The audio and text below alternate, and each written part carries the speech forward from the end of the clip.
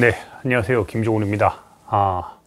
방금 전에 우리가 한능검에 나오는 의열단에 관련된 문제들을 이제 살폈어요. 네 문제 정도를 집중적으로 살폈는데 참 재밌는 걸 발견했어요.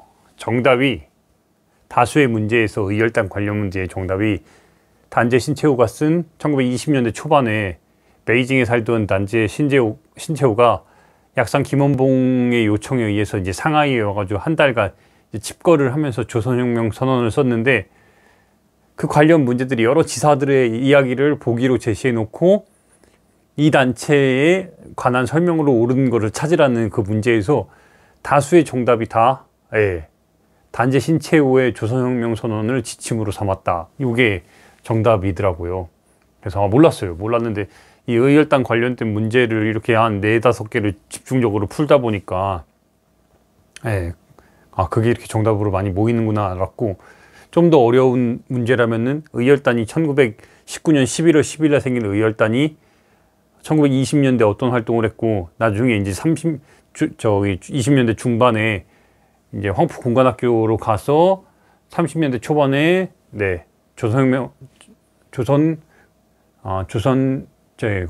군사정치 간부학교를 만들고, 난징에서 이후에 35년에 민족혁명당을 난징에서 마찬가지로 만들고, 38년에 10월 10일 날 조선의용대, 중국관 내 최초의 한인 정식 군대인 조선의용대까지 만들어지는 과정을 이게 조금 심화 단계로 물어보는 이런 것까지 좀 살폈던 것 같아요.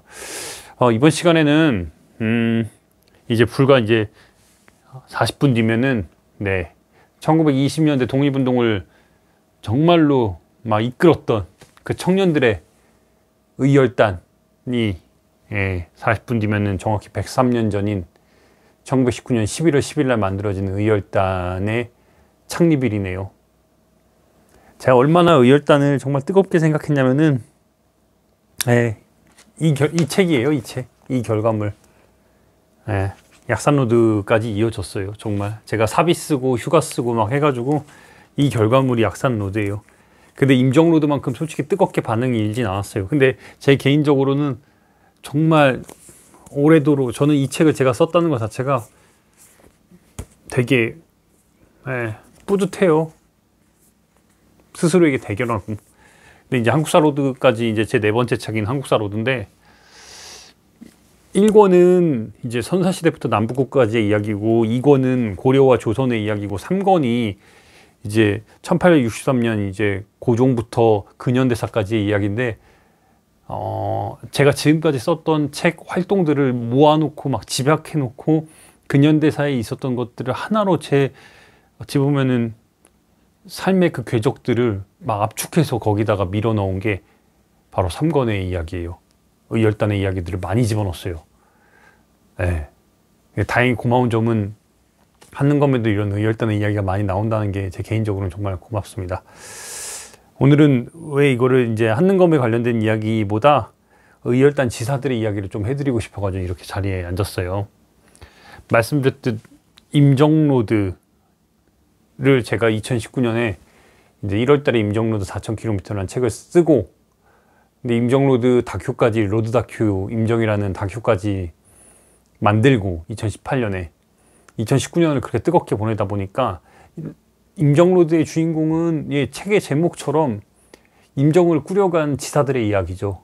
그러다 보니까 이제 백범 김구를 비롯해서 임정의 지사들, 예관 신규씨, 동암 차리석 선생, 그 다음에 수당 정정화 여사, 이런 분들, 이동영 선생, 이런 분들이 주인공이에요. 엄황섭 선생, 김철 선생, 이런 분들의 이야기가 임정로드인데, 근데 제가 이제 임정의 지사들을 추적을 하다 보니까 이 4,000km, 상하이부터 이 난징과 창사와 광저우와 류저우와 치장, 충칭까지의 이 지사들의 이야기를 추적을 하다 보니까 자연스럽게 약산과 의열단이 보였어요. 그래서 그 의열단의 이야기를 풀어낸 게 그 다음 시리즈로 2019년 8월 달에 경술국치에 맞춰가지고 나왔던 의열단 100주년에 나왔던 약산 김원봉 추적기, 약산로드 7,000km입니다. 약산 김원봉의 추적기긴 하지만 실제로는 의열단에 대한, 그리고 의열단을 추적할수록 보였던 친일파들에 대한 이야기가 바로 이 약산로드예요. 그래서 이제 40분 정도 남은 이제 의열단 창립일을 앞두고 제가 이렇게 영상을 오늘은 꼭 좀 여러분께 좀 소개시켜 드리고 싶어 가지고 이렇게 다시 한번 서게 됐습니다. 아시다시피 1919년에 고종이 이제 사망을 하죠. 1917년에 일제의기에서 강제로 왕의 자리에서, 황제의 자리에서 이제 물러나고 나서 1910년에 만국의 이제 황제가 됐고, 물론 그의 아들 순종이 만국의 왕이 됐지만, 1900 모진 그 세월을 견디다 1919년에 눈을 감고 이 인산일, 장례일에 맞춰가지고 전국에서 들불처럼 태극기를 들고 민중들, 2천만 민중들이 다 같이 일어난 거예요. 그래서 이 천안 독립기념관에 가면, 우리나라에 여러분 독립기념관 3곳인 거 알죠? 네, 천안에 국가에서 운영하는 거 하나 있고, 그 다음에 경상남도 독립기념관이 여러분 어디에 있어요? 밀양에 있습니다. 경상북도 독립기념관이 네, 안동에 있어요. 여러분 그러면 안동, 밀양 왜 천안에 있을까? 국가에서 기념하는 거는, 정부 차원의 가장 큰 거는 천안이 맞는데, 여러분 그러면 경남과 밀양과 안동에는 왜 있을까요? 그만큼 지사들이, 서운받은 지사들이 많기 때문이에요. 그만큼 독립운동의 성지, 그리고 여러분 이 우리가 살필 의열단의 지사들이, 여러분 다수의 지사들이 약산 김원봉을 비롯해서 윤세주를 비롯해서 최수봉 다 어디 출신이에요, 여러분? 맞아요, 밀양 출신이에요. 그 뜨거웠던 청년들이 밀양 출신, 부산 출신, 서울 출신, 그 신흥무관학교에서 다 같이 모여가지고 의열단을 11월 10일 날 103년 전에 중국 지린시 반시농가 집에서 이렇게 밤에 모여서 밤새도록 회의하고 11월 10일 날 마침내 의열단 강령 10가지를 완성한 뒤에 맹렬히 의를 실천하겠다면서 1920년대에 뜨겁게 달궜던 그 의열단이 만들어지는 겁니다. 그 시작점은 여러분 이거예요. 네, 3.1운동. 정말 아무도 상상 못했던 3.1운동이 틀불처럼 일어나자 지사들도 함께 일어났어요. 근데 그 첫 번째 여러분 일어난 움직임이 뭐예요? 맞습니다. 상하이와 한성과 노령, 블라디보스톡 이 3곳에서 국민들의 뜻을 이어받아서, 3.1혁명의 뜻을 이어받아서 임시정부가 탄생을 해요. 상하이, 한성, 그리고 블라디보스톡에서. 각각의 이름들은 물론 한성정부, 상하이정부, 이제 뭐 노령지방에 이제 국민의회라는 그 이름이 각각이 다 있었어요. 근데 중요한 건 이 3개의 정부도 어때요? 전국에는 1919년 9월 달에 3개의 통합정부가 만들어집니다. 누가 중심이 돼서? 예, 항상 말씀드리죠. 가운데 앉는 사람이 가장 중요한 인물이라고. 이 하얀색 양복을 입은 도산 안창호 선생이 중심이 돼가지고 3개의 정부를 여러분 통합을 해요. 누구 추대해줘? 미국에서 활동하던 닥터리, 우리나라 최초의 정치학 박사인 이승만 박사를 이제 수장으로 추대를 합니다. 말이 많았어요, 상당히. 왜냐면은 그 추대 과정 속에서 특히 단재 신채호가 어마어마하게 반대를 했어요. 정말 어마어마하게 반대를 했어요. 단재 신채호도 상하이에 내려와가지고 임정의 참여에 기여를 어마어마하게 혁혁하게 했어요. 왜냐하면 대한민국에서 일어난 그 정말 3.1혁명의 기운이 이렇게 하나를 모아질 필요성을 느꼈으니까. 근데 이승만 대통령이 추대되는 과정 속에서 그게 알려지죠. 윌슨 대통령에게 여러분 뭐가 알려져요? 네, 맞습니다. 위임 통치청원이 알려지는 거예요. 이미 나라가 망해버린 상황 속에서 우리나라의 여러분 독립을 보장하기 위해서 그 열강, 미국을 중심으로 한 국제연맹 소속의 열강들에게 우리나라를 위임 통치해달라고 청원을 해요. 누가? 이승만 대통령이. 그러니 거기서 명언이 나오는 거예요. 이완용은 있는 나라를 팔아먹었는데 이승만은 없는 나라도 팔아먹었다. 이 매국노다. 이러면서 격렬하게 어떻게 이승만을 추대하냐면서 임정에 꾸려지는데 큰 역할을 했던 단재 신채호가 박차고 나가지고 임정의 그 거부운동을 누구보다 심하게 해요. 그리고 1920년대 초중반에 이 격렬한 임정에 대한 반대운동 과정 속에서 약산 김원봉을 만나서 조선혁명 선언을 쓰게 되는 거예요. 그 조선혁명 선언을 가슴에 품고 다녔던 게 바로 의열단 지사들이었던 거고요. 그 일련의 흐름들이 있는 겁니다. 근데 저는 뭐 의열단의 이야기는 어쨌든 각자의 이상과, 그러니까 목표는 다 똑같아요. 조선의 독립, 대한민국의 그 민주공화정 다 똑같아. 근데 이 과정에서 이 방법론적인 차이가 있었던 거예요. 누구는 아나키스트고, 누구는 민족주의자고, 누구는 사회주의 사상이고, 누구는 극단적인 뭐 극우주의 성향을 보이기도 하고요. 근데 아무튼 3.1혁명을 통해서 제국에서 민국으로, 대한제국에서 대한민국이 만들어지고, 무엇보다 중요한 게 뭐냐면 제가 임정로드를 쓴 결정적 계기가 바로 이거예요. 여러분, 이거 임시헌장 10개조. 여러분, 지금 우리나라 대한민국 헌법 1조 1항이 뭐예요? 대한민국은 민주공화국이다. 여기서 나왔어요. 1919년 4월 달에 쓴 이 만들어진 임시헌장, 대한민국은 민주공화제다.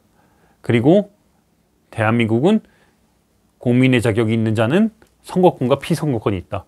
교육, 납세, 병역의 의무가 있다. 그리고 국제연맹에 가입한다. 이런 내용들. 지금의 여러분, 특히 이 1조 1항이 어때요? 똑같죠? 대한민국은 민주공화국이다. 그리고 여러분, 대한민국이, 우리가 지금 살고 있는 대한민국이란 나라 국호가 언제 만들어졌어요? 맞습니다. 이때 만들어진 거예요. 1919년 4월 달에. 그러니 제가 계속해서 말씀드린 게 뭐냐면 정치체제가 완성이 됐죠. 헌법의 기초가 됐죠.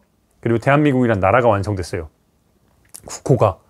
그래서 지금이 대한민국 여러분 몇 년이에요? 대한민국의 그 연으로 따지면 103년을 지나서 4월 11일 날 103년을 지나서 올해는 104년째인 겁니다. 이거는 지금 의열단도 마찬가지예요.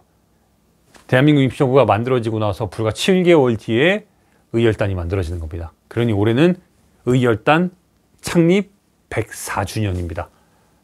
104년째가 되는 거죠. 주년으로 따지면 내일이면 만 103년이니까. 네, 그런 겁니다. 그래서 이렇게 상하이를 중심으로 대한민국 임시정부가 활동을 했는데, 문제는 뭐냐면은 방금 말씀드렸듯 시작과 동시에 네 분이 있었어요. 그 중심이 여러분 누구예요? 이승만 대통령. 이승만 대통령이 1919년 4월 달에 나라가 이제 만들어지고 나서 미국에서 활동을 하다가 드디어 상하이로 부임을 해요. 언제 부임했어요? 1920년 12월 8일 날. 여러분 볼까요? 나라가 만들어지고 정부가 수립되고, 물론 통합정부로 이제 그 과정이 한 5개월 정도 걸리긴 했지만, 상하이 임정을 중심으로 했을 때 1년 8개월 만에 미국에 있던 대통령이 드디어 이제 부임을 한 거예요. 그러니 여러분, 그 사이에 대한민국 임시정부의 그는 어땠을까요? 엉망진창이죠. 대통령이 부재한 상황 속에서 과연 제대로 돌아갔을까요? 아니요. 그렇지 않아요. 그렇지 않아. 지금 여러분, 만약에 현역 대통령이 1년 8개월간 부재된 상황에서 잘 연락도 안 되고 막 그런다고 봐봐요. 안 돌아가요. 매한가지로 똑같았어요. 더더욱이 시작부터 임정의 기초를 닦았던 인물들이 이승만 대통령의 위임 통치 청원 요청을 알고 더 극렬하게 반대를 해. 이 사람을 수장으로 모실 수 없다고. 근데 부임을 해서 어쨌든 임정을 꾸리긴 했는데, 문제는 뭐냐면은 이승만 대통령이 여러분 불과 6개월 뒤에 어디로 갔어요? 미국으로 돌아가 버려요. 1년 8개월 만에 부임한 대통령이 불과 6개월 만에 21년 5월 달에 상하이에서 그냥 가요. 미국으로. 물론 이후야 당시에 이제 태평양 회담에 참석한다는, 거기서 이제 열강들에 호소한다는 워싱턴 회담이죠. 여기에 이제 참여한다는 그 이유를 댔는데, 결국에 회담장에 들어가지도 못하고 외교론도 실패하고, 그 이승만 대통령에 대한 비토는 더 심해지고, 그리고 결국에는 이승만 대통령이 여러분 어떻게 돼요? 1호부터 4년 뒤인 1925년에 우리나라 헌정사상 최초로 탄핵을 당합니다.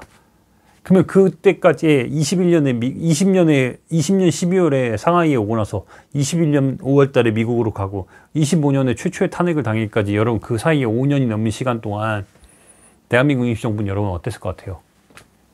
여러분이 말한 그대로입니다. 알고 있는 그대로예요. 정말 지리멸리열. 막 서로 내분이 너무너무 격렬했어요. 이때 멱살잡고 끌고 온 끝까지 버틴 사람이 누구예요? 백범김구인 거예요. 이 백범김구가 1920년대 무너져나가는 임정을 멱살잡고 끌고 왔고, 1930년대가 들어서면서 한인애국단을 창립을 함으로써 이봉창의 의거, 윤봉길의 의거까지 이어짐으로써 다시 임시정부가 독립운동계의 중심으로 올라서게 된 거예요.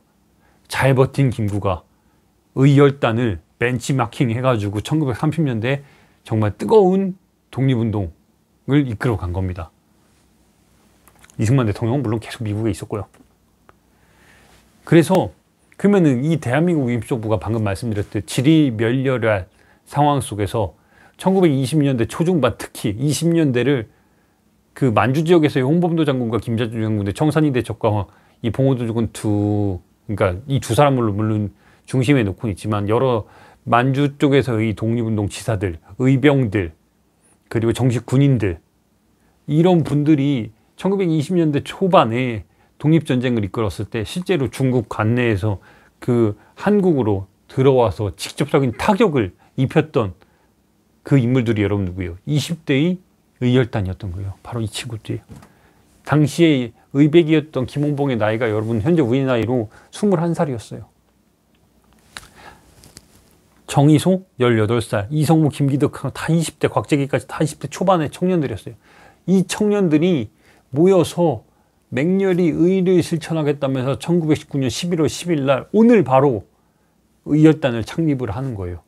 그리고 이 약상 김원봉 의백이었던 단장이었던 이 약상 김원봉 21살짜리가 여러분 현상금이 지금 기준으로 얼마가 돼요? 300억이 넘어가는 거예요. 그러니 여러분 어떻겠어요? 이 의열단을 얼마나 일본이 무서워했다는 걸 알 수 있겠어요? 왜 그래서 왜 무서워했을까요? 단순히 말로만 그친 게 아니에요. 실제로 의거에 어마어마한 막 영향을 끼치는 7가살 5파계 반드시 죽여야 될 7명의 조선 총독부와 밀정과 친일파 등 이 정말 일제의 민족을 팔아먹었던 조선인들이 밤에 잠을 못 자. 이 의열단 때문에. 그리고 조선 총독부와 동양철치 주식회사 조선 식산은행 등 막 우리 민족을 막 이렇게 막 쥐어짰던 수탈에 앞장섰던 그 기관들을 여러분 파괴해야 한다고 폭탄을 만들어야 되겠다고 말하는 청년들이 이 사람들이에요. 그러니 어땠겠어요? 어마어마했죠. 여러분 몸값이 300억이라니까요. 빈라덴 이전에 가장 높은 몸값이 바로 이 사람이었어요. 왜 그렇겠어요? 무서웠으니까 일본 입장에서는. 근데 이제 신흥무관학교에 가서 왜 약산과 의열단 그 초기 멤버들이 왜 신흥무관학교에 갔을까? 3.1혁명에 여러분 그 기운으로 무언가를 해야 되고 강도 일본에 맞서야 된다는 그 생각이 너무너무 투철했어. 그러려면 여러분 일본의 그 기관총에 폭탄에 여러분 맞서려면 뭘 해야 돼? 같이 총칼을 들어야겠다고 생각을 한 거예요. 근데 여러분 총칼을 들고 싸우기 전에 기본적으로 뭐 어딘가 파괴를 하려면 폭탄이 있어야 됐다고 생각을 한 거야. 그 폭탄 제조술을 배울 수 있었던 곳이 여러분 어디였던 거예요? 신흥무관학교였던 거예요. 그 신흥무관학교에 여러분 기초가 됐던 경학사를 만들었던 게 누구예요? 그래서 맞아요. 우리나라 초대 국무령이었던 이상용 선생입니다.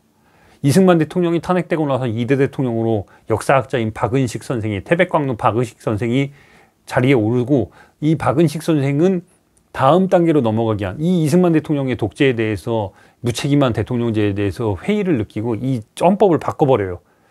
집단 지도체제의 형태인 국무령제로 바꿔. 이 국무령제의 최초의 그 국무령제에 올랐던 게 바로 안동의 우리나라 최고 부호 중에 한 명이었던 이 신흥무관학교의 기초가 된 경학사를 만들었던 누구예요? 네. 이상용 선생이에요.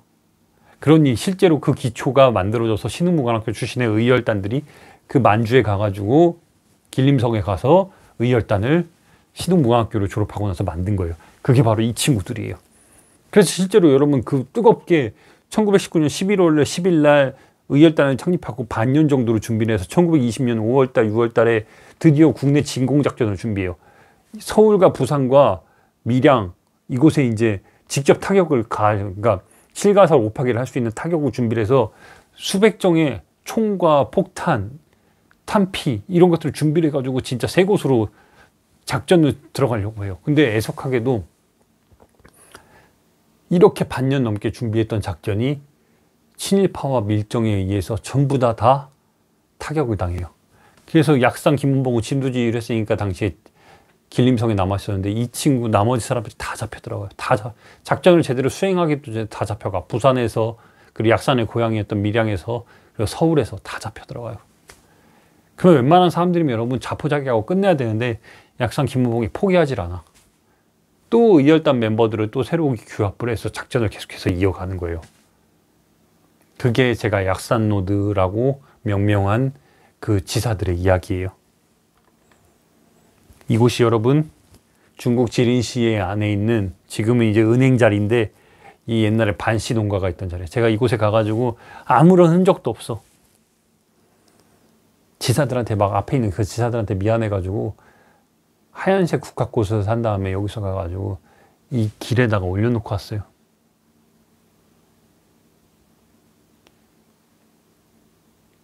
이 이름 없이 목숨 걸고 청년들이 목숨을 걸고 싸웠는데 이들 중에서 과연 얼마나 우리가 기억을 하고 있을까요? 아, 여기 막 혼자 가는데 너무 막 미안한 거예요. 제가 정말 뜨거운 여름에 갔는데 이 앞에서 주체를 못 하겠더라고요. 이때 힘들어서.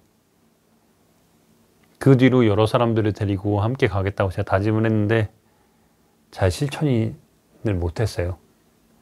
벌써 시간이 3년이 넘었네요. 여기랑. 네. 다음에 꼭 같이 갔으면 좋겠어요. 여기. 그리고 초반에 의열단의 그 창립 당시에 이제 10여 명의 청년들인데 약산 김원봉을 비롯해서 곽재기, 강세우, 김상윤, 서상락, 신철유, 윤세주, 이성우, 이종암, 한봉근인데 대부분이 여러분 밀양, 청주, 함경남도, 밀양, 경북 달성, 고령, 밀양, 달성, 밀양, 이게 뭐예요? 경상도 출신들, 밀양 출신들.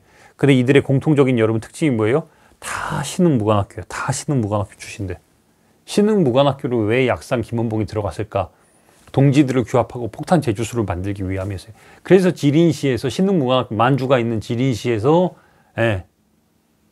의열단이 창립을 한 거예요. 근데 첫 번째 작전이 불행하게도 실패를 하고 대부분의 이 멤버들이 다 잡혀 들어가요. 그러면 어떻게? 가만히 있어요? 아니, 여기서 약산이 새로운 그 교도부를 뚫기 위해서 대한민국 임시정부가 마련됐다는 상하이로 건너가요. 거기에 새로운 지부를 뚫고 당시에 부산 출신이었던 이 박재혁 지사를 컨택합니다. 이 박재혁 지사를 컨택을 해가지고 마침내 복수를 해야 된다고 다짐을 하는 거예요. 그때부터 의열단의 그 뜨거운 의거들이 1920년대를 끊임없이 수놓은 거예요. 박재혁, 김익상, 김상호, 김시연과 황호, 김지섭, 나석주. 이거는 정말 성공하고 잘 알려진 제가 지사들의 한능검에 나오는 지사들만 이야기를 한 거예요. 이 사람들은. 실제로는 정말 수백의 청년들이 목숨 걸고 이 나라 대한민국을 여러분 지킨 겁니다. 근데 제가 항상 말씀드린 게 뭐냐면은 독립운동이든 여러분 친일이든 일반 내가 독립운동을 하고 싶다고 할 수 있는 게 아니라 친일파가 되고 싶다고 될 수 있는 게 아니에요. 그 동네에서 가장 똑똑하다는 놈들이 친일과 항일의 갈림길에서 누군가는 친일을 선택해서 이완용처럼 호의호식하면서 살아가는 거고 누군가는 독립운동을 항일의 길을 선택해가지고 약산 김원봉과 의원단처럼 목숨 걸고 독립운동을 한 거예요. 근데 과연 해방이 됐을 때 이완용이야 뭐 대표적인 매국노니까 뭐 관이 그렇게 부관참시당하고 막 관을 지키지 못하는 무덤을 지키지 못한 상황이 됐지만 우리가 알고 있는 여러분 친일파들 이완용을 제외하고 다수의 친일파들 어디에 묻혀 있어요? 어디에서 살고 있어요? 현충원에 있어요. 나라를 팔아먹었던 민족을 배반했던 친일과 항일과 친일의 갈림길에서 친일을 선택하는 이들이 많은 이들이 현충원에 잠들어 있어요. 그러면은 당시에 독립운동을 선택했던 항일의 길을 선택했던 사람들은 어디에 있을까? 제가 1919년 11월 12일 날 의열단이 창립했던 그 창립지에 갔을 때 정말 국화꽃을 앞에다 놓고 울었던 이유예요. 1945년에 죽은 사람들, 의열단 활동을 했다 죽은 사람들은 현충원에 묻혀 있어요. 근데 해방 후 때까지 살아남은 의열단 지사들은 여러분 어떻게 됐을까요? 빨갱이로 몰려서 북으로 납북됐다는 이유로 혹은 친일파의 등살에 못 이겨서 자발적으로 북으로 갔다는 이유로 시신을 찾을 수 없다는 이유로 현충원에 잠들지 못한 사람들이 되게 많죠. 근데 여기 박재혁 지사 현충원에 잠들었어요. 왜? 1920년 의거 9월달 의거 후에 1921년 5월달에 대구 용무소에서 사형 선고를 받고 죽을 때 혼자 단식으로 목숨을 끊어요. 21년 5월달에 죽습니다. 45년 해방 전이죠. 김익상 지사 조선총독부에 유일무이하게 폭탄을 던진 의거를 성공한 사람이에요. 근데 행방불명됐어요. 김상옥 지사 현충원에 잠들어 있습니다. 아시다시피 1923년에 초반에 종로경찰서에 폭탄을 던진 인물이고 일대천의 종로판에서의 싸움을 했던 주인공이에요. 그때 죽었죠. 김시현 지사예요. 영화 밀정의 실제 주인공. 공유가 연기했던 그 김시현 지사, 송강호가 연기했던 황옥 경부예요. 일제 경찰을 연기했던. 이 사람들 어디에 잠들어 있어요? 제가 김시현 지사 관련해서는 제가 무덤을 찾으려고 진짜 몇 년 동안 노력을 해서 결국 찾았어요. 제가 그 관련된 이야기는 다음에 인물 김시현에 대해서 제가 좀 해드릴 기회가 있을게요. 김지섭 지사 도쿄에 가가지고 여러 석탄 운반선에 타고서 폭탄 3발을 몸에다 감추고 간 다음에 일왕에 살고 있는 이중교, 그러니까 도쿄 왕궁에 그 이중교라고 다리가 있어요. 그곳에서 던졌다가 이분 형무소에서 죽었습니다. 그리고 나석주 지사, 동양척 주식회사와 조선식사은행에 폭탄을 던지고 을지로 한복판에서 죽임을 선택한 사람이에요. 이랬던 인물들이에요. 근데 이들 중에서 여러분 현충원에 잠들어 있던 인물들은 다 의거 당시에 죽거나 일본 손에 죽거나 그랬죠.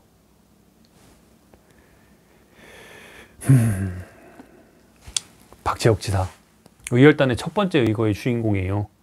부산 상고를 나와서 당시에 싱가포르에서 여러분 무역업을 하던 청년입니다. 뭘 팔았을까요? 인삼 팔았어요. 그러니 여러분 싱가포르까지 가가지고 인삼을 팔 정도면은 부산 상고를 나와서 얼마나 머리가 좋고 얼마나 언어적 감각이 뛰어났으며 얼마나 상제가 뛰어났던 사람이에요. 이 댕기머리 소년이 20대에. 근데 의열단에 1920년에 가입하고 나서 최초의 의거를, 기가 막혀요. 짧게 좀 설명을 해드리면 박재옥 지사가 말씀드렸듯 초반에 1919년 11월 10일 날 의열단이 중국 길림성에서 만들어지고 나서 6개월 정도 준비를 하다가 밀정과 친일파에 의해서 고발당하고 나서 완전히 다 일망타진당했어. 좌절된 상황 속에서 약산 김원봉이 상하이로 건너가지고 상하이와 싱가포르 중심으로 무역업을 하던 박재옥을 여러분 어떻게 해요? 네, 박재옥을 의열단의 첫 번째 의거로 보내요. 근데 그 첫 번째 의거 장소가 어디예요? 바로 부산 경찰서였어요. 왜? 박재옥이 부산 출신이니까 부산의 지리를 잘 아니까 거깁니다. 부산으로 보내가지고 명령을 내려요. 박동지, 상하이에서 만나거든요. 1920년 9월 달에. 박동지, 우리 이 동지들이 일본 놈들에 의해서 다 잡혀갔으니까 복수를 해야 되지 않겠냐. 우리 동지들을 잡아가는데 크게 역할을 한 부산경찰서장 하시모토를 척결하라 그래요. 근데 명령이 여러분 굉장히 고난이도야. 어떤 명령이냐? 죽이되 하시모토가 왜 죽어야 되는지를 알리고 나서 죽이라 그래. 여러분 상상을 해봐요.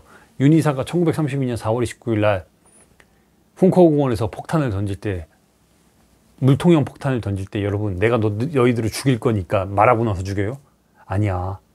4월 29일에 여러분 11시 47분께 이 도시락형 폭탄이 아니라 물통형 폭탄을 던질 때, 두 방의 폭탄을 준비하는데 잘못 알려진 게 도시락을 던졌다고 알려졌죠.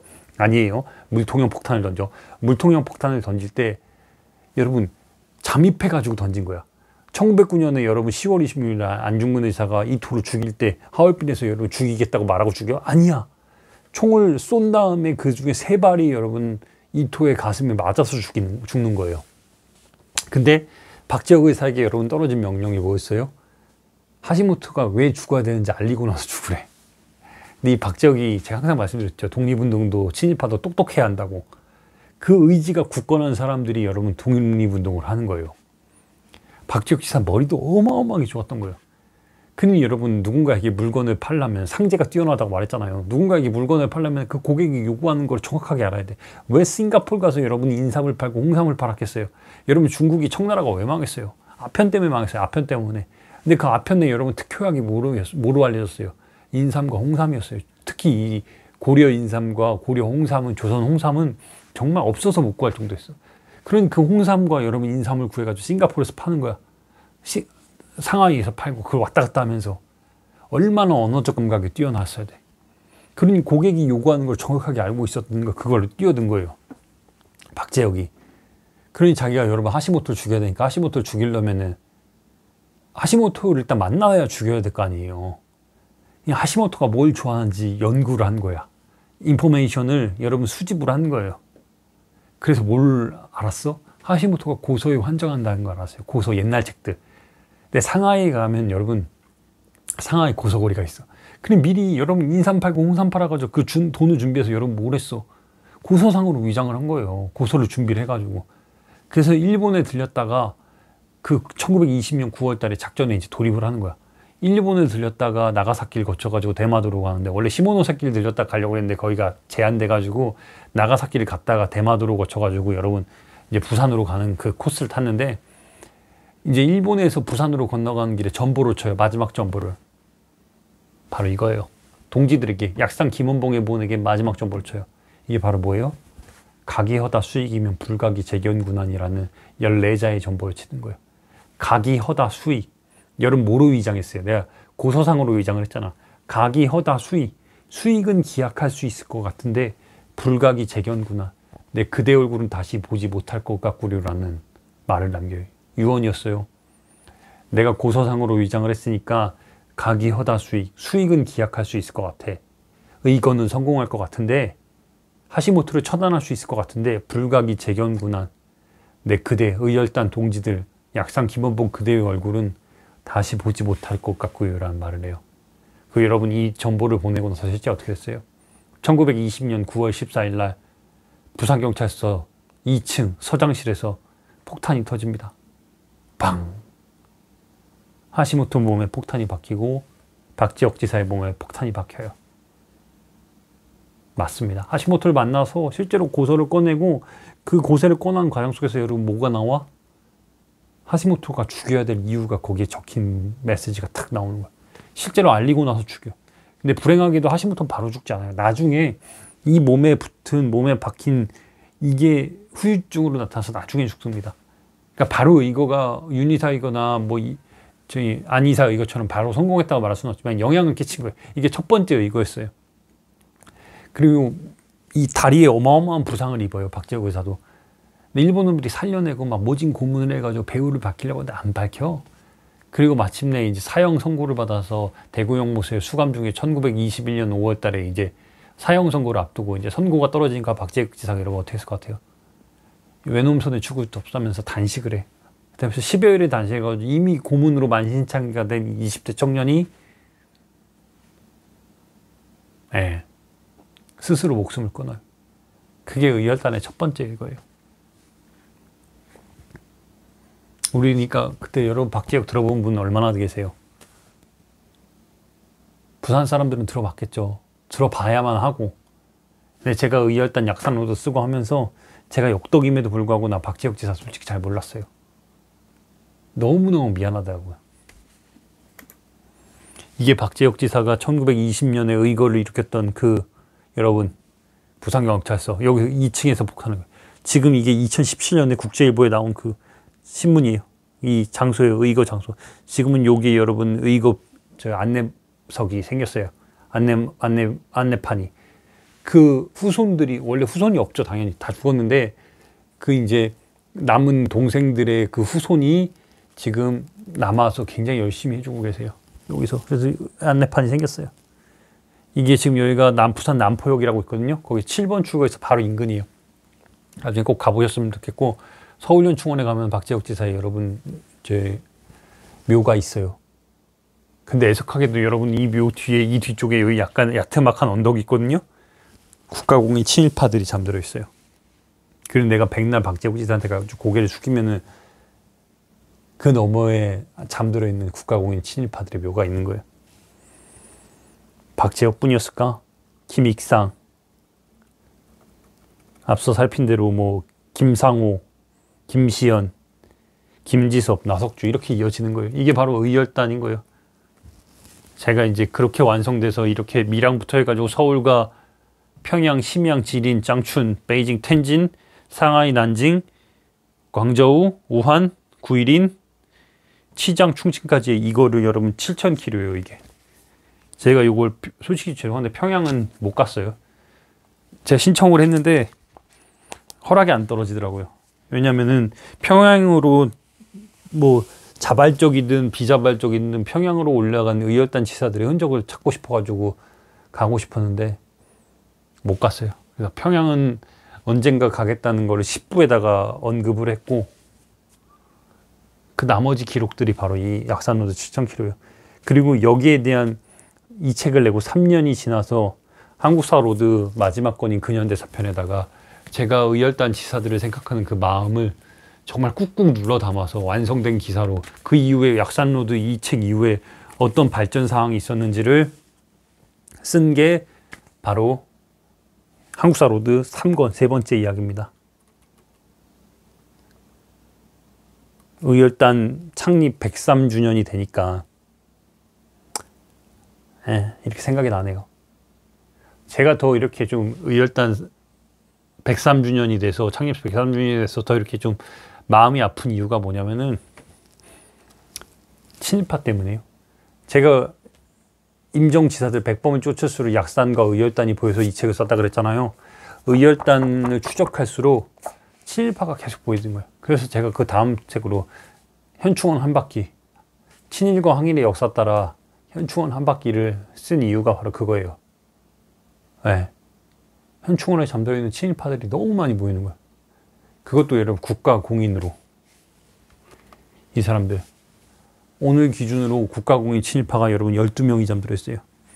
서울현충원에 7, 대전현충원에 5. 그 자세한 이야기는 제가 다음에 여러분 같이 현충원 투어를 좀 할 때 제 페이스북이나 인스타그램 보면은 제가 공지를 가끔씩 올리거든요. 모객만 되면은 현충원에 한번 같이 가고 싶다고. 좀 날이 좀 따뜻해지고 하면 우리 같이 현충원에서 어디에 잠들어 있는지 국가공인 친일파가 하나하나 살피도록 할게요. 백낙준 진짜 할 말이 많은데 시간이 없어서. 신태용과 이웅준, 제가 제일 반드시 강제 이장해야 될 2명이에요. 왜냐? 애국지사 묘역 머리맡에 잠들어 있어요. 방금 말씀드렸듯 그 박재혁 지사한테 인사를 드리면 이 두 사람한테 어쩔 수 없이 인사가 되는 그런 불행한 상황이 연출돼요. 우리나라 4대 국방부 장관이 신태용이고 이응준이 우리나라 초대 육군 참모총장이에요. 근데 이게 왜 여러분 불행한 역사인 줄 아세요? 이 신태용과 이응준이 여러분 일본 군인으로서 각각 몇 년씩 하셨는지 아세요? 34년씩 복무했어요. 여러분 우리가 일본에 나라 뺏긴 기간이 35년이죠. 둘 다 일본 군인으로 34년씩 복무하고 해방 후에 미군정에서 역할하다가 우리나라 4대 국방부 장관, 우리나라 초대 육군 참모총장이 됐습니다. 신태용 같은 경우에는 일제강점기 당시에 여러분 대중 공개 연설을 하는데 무슨 말을 해요? 내 목표는 야스쿠니 신사라고 말을 해요. 그런 인물이 현충원의 애국지사 묘역 머리에 잠들어 있어요. 이웅준, 조선인이 올라갈 수 있는 가장 높은 일본 군인 자리까지 올라간 사람이에요. 근데 여러분 이 사람의 무덤에 가서 보면 우리 군의 아버지라고 적혀있고 우리나라 호국의 간성이라고, 우리나라 나라를 지키며 방패라고 적혀있어요. 신태용은.